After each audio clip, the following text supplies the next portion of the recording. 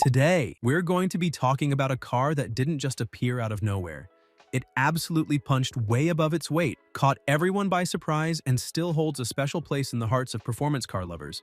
I'm talking about the Dodge Neon SRT-4. Now, I know what you're thinking. Wait, didn't they make a four-cylinder economy car with a turbo? Yes, they did. And let me tell you, it wasn't just any economy car. It was Dodge building a performance car that will not only give expensive sports cars a run for their money, but it'll do it at a fraction of the price. This car's story is as interesting as its performance. The Dodge Neon SRT-4 was produced between 2003 and 2005, and it was part of Dodge's Street and Racing Technology or SRT division, the same guys responsible for the insane V8-powered monsters like the Dodge Viper and later the Red Eye models. But instead of focusing on muscle cars or trucks, the SRT division turned their attention to something far less likely to win a street race: the humble Dodge Neon. Now, I know what you're thinking. The Dodge Neon was not exactly what you'd call a performance car. In fact, the regular Neon was a subcompact economy car that your grandma probably drove to the grocery store.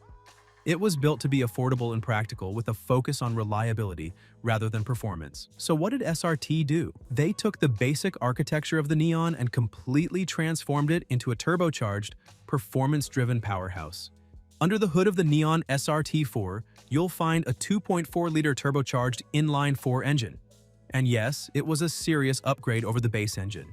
In its early years, the SRT-4 put down 215 horsepower and 245 foot-pounds of torque. Impressive numbers for a car this light and inexpensive. But Dodge wasn't content with just that, so in later models, the power was bumped up to 230 horsepower and 250 foot-pounds of torque. In a world where a four-cylinder engine wasn't expected to be taken seriously, the SRT-4 came out swinging, proving that a turbocharged four-cylinder could pack a punch. When you think about cars in its class, we're talking about models like the Subaru WRX and the Honda Civic, but this little Neon was giving them a serious run for their money. Quarter-mile times were typically in the high 13-second range, which put it squarely in line with early 2000s Ford Mustangs and Camaros. Not bad for a car that was priced in the low $20,000 range. Throw a few bolt-ons on this thing, like a bigger turbo, intake, exhaust, and a proper tune, and you were easily looking at 280, 300 horsepower, beating V8-powered competitors with ease.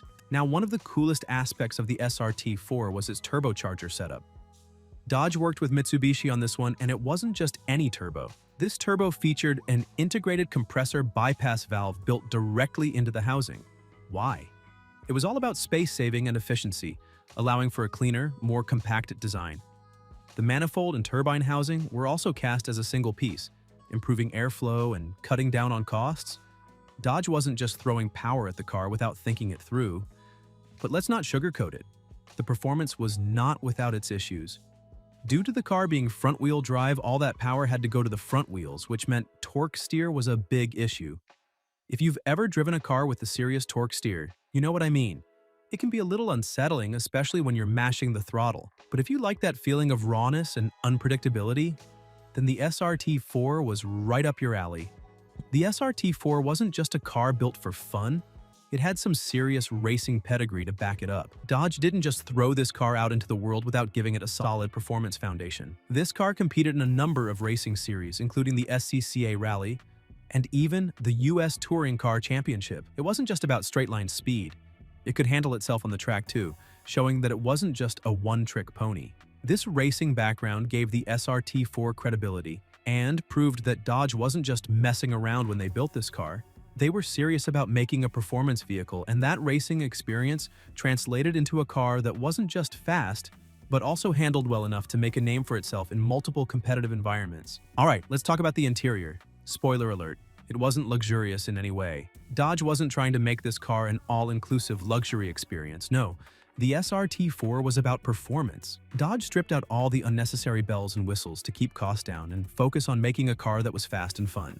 This meant things like no trunk liner, manual rear windows, exposed bumper screws, and a no-nonsense dashboard that was definitely more functional than it was fancy. The interior was essentially a throwback to a simpler time, with a dashboard that looked like it belonged in an 80s arcade machine rather than a 21st century car. It wasn't winning any awards for design or comfort, but that wasn't the point. The SRT-4 was a driver's car, not a cruiser, and its interior reflected that. Despite its success, the SRT-4 met an untimely death. By the late 2000s, Dodge found itself in financial trouble, and the 2008 recession was the final nail in the coffin for the car. The SRT-4 was discontinued, and Dodge tried to replace it with the Caliber SRT-4. On paper, the Caliber had more power, a 6-speed manual, and a hatchback design, but in practice, it just didn't hold up to the magic of the original SRT-4. The Caliber SRT-4 was plagued with issues like severe torque steer, a cheap interior, and it lacked the raw, unrefined fun that the Neon SRT-4 brought to the table. Unsurprisingly, it didn't sell well, and by 2010, it was gone. But even though the SRT-4's direct successor didn't have the same impact, the legacy of the SRT-4 lived on in future Dodge performance cars. The Neon SRT-4 showed Dodge something important.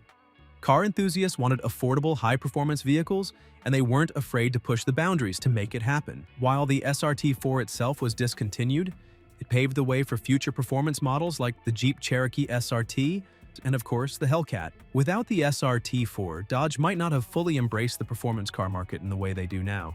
Fast forward to today, and if you want to own a Neon SRT-4, you can find one for as low as $5,000, sometimes even less depending on condition and modifications. Compared to cars like the Subaru WRX or some Honda models, the SRT-4 is a steal, offering great performance at a fraction of the price. However, be warned, these cars were often driven hard, modified heavily, and many have seen better days. Finding a clean, unmodified one can be a challenge, but if you can, you're in for a treat.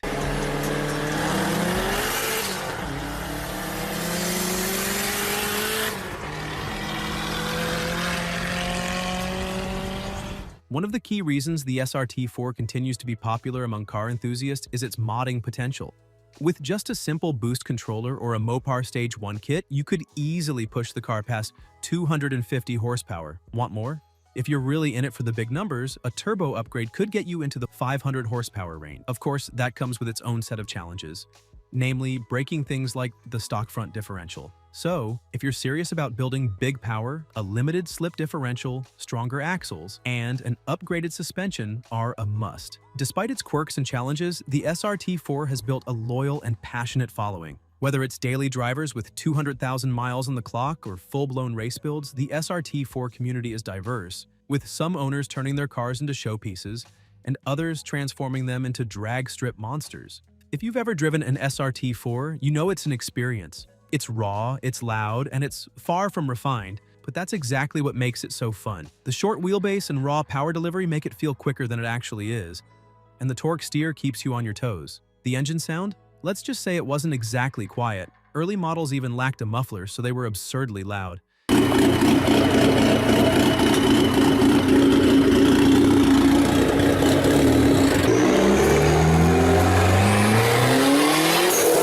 In fact, California ended up banning them because of noise regulations. That's the kind of car we're dealing with here. Unapologetically loud, fast, and fun. The Dodge Neon SRT-4 is the epitome of an underdog story.